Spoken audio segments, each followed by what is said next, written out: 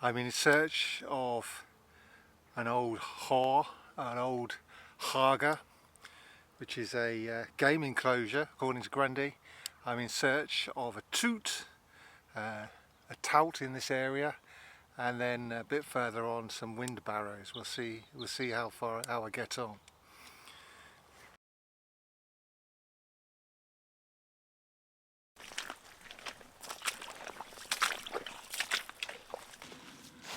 The boots are doing well, as you can see.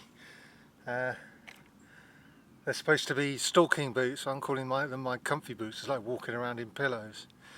But anyway, the infernal device took me up and down windy roads across Devon to get here. Not Devon, Dorset. And another reason to accept that we should not bother with artificial intelligence and learn to read a map.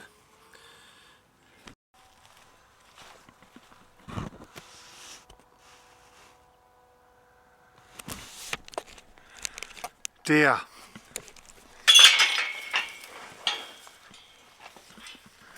Might have wanted to do that quieter.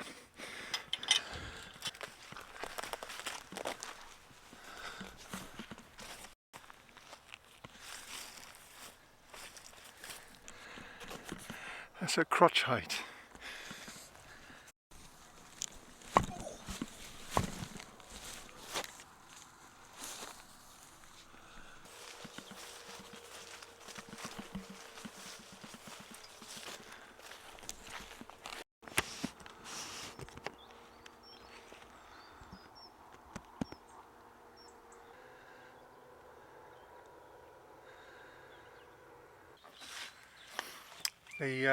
They saw me. I made too much noise. They scarpered. What a shame. It's the stalking process is exactly the same for photographers. Just keep damn quiet. Actually, the wind is coming towards me. No. The wind would have been ideal because the wind was coming from them, so it meant they wouldn't necessarily have smelt me coming. But they saw me. I made that noise, and they saw me from 300 yards. That's a throwback to a time when all of this was a game park. It was all deer and hares and so on, living, eating the grass in the fields, and then straight into the woods when there's trouble. And they've got plenty of woods around here. That's why Hagas are often interpreted as being forest.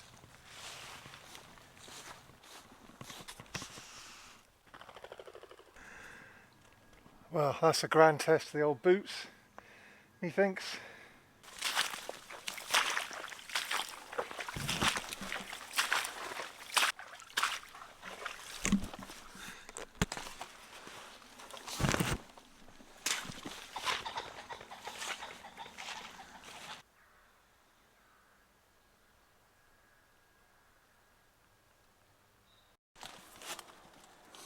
Can you see here where the branch comes off and then shoots up, and it goes the other way too? That's the effect. That's the effect of layering. And there's some more trees down here. They've been layered to try and create an impenetrable fence. Now this to keep in game. Now this is really old, so probably not old in our period, but that's an ash. It's an ash tree, an unlikely hedging plant, and I think there was an oak that was done down here and a hazel as well. So we are seeing an attempt, and there's a ditch in front of it. We're seeing an attempt to try and enclose this in a traditional manner, and this might be the period where traditional was newfangled. There's a high diversity of species here, and so we've got firs, we've got whitethorn, we've got hazel. These are just on the edge plants. Holly. And this is right next to me. There's a blackthorn over there. So there's 1, 2, 3, four, five species just in this little bit. Up there you've got an oak, right? This is you've got some kind of coniferous plant. Sorry, coniferous plants went out of gardening fashion sort of 30-40 years ago, so I never learnt them. But what you're seeing here is diversity of species, which suggests nature's had a chance to chuck her seeds around a bit. 6. There's a wild rose.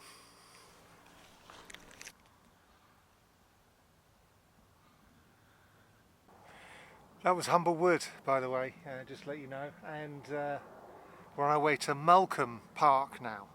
And that word park tells us that it has remained a game enclosure for a few hundred years. And the Saxon charter of Plish near Buckland Newton also confirms it by calling it a hoa.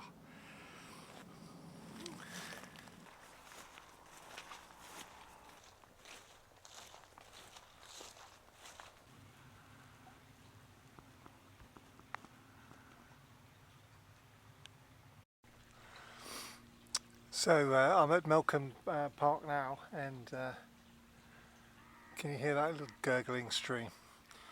I can't find a hedge on the edge of this woodland. It's all wire, barbed wire. So I'm glad I checked out amber wood now. But we've got further parts of the park to have a look at on the public footpath.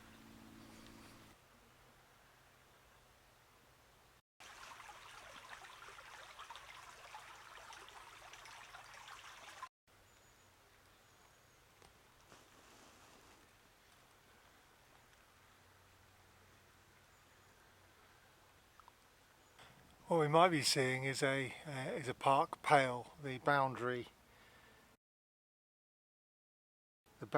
ditch dike around parkland. Remember, parkland, you had to have a special dispensation from the king to have it. So it is in the medieval period. So it is right at the beginning of feudalism. All the forests and all of the deer and all of the hares of the land belonged to the king, and he jealously guarded it as one of his privileges. So when barons came along and said, you know, could I have a little bit of woodland to have some deer in, he'd say, well, how much are you prepared to pay me? And it was a way of him for the king to raise funds. But part of the deal was that you put a park pale around your property and didn't mix your deer up with the king's. So yes, it's a mark of major privilege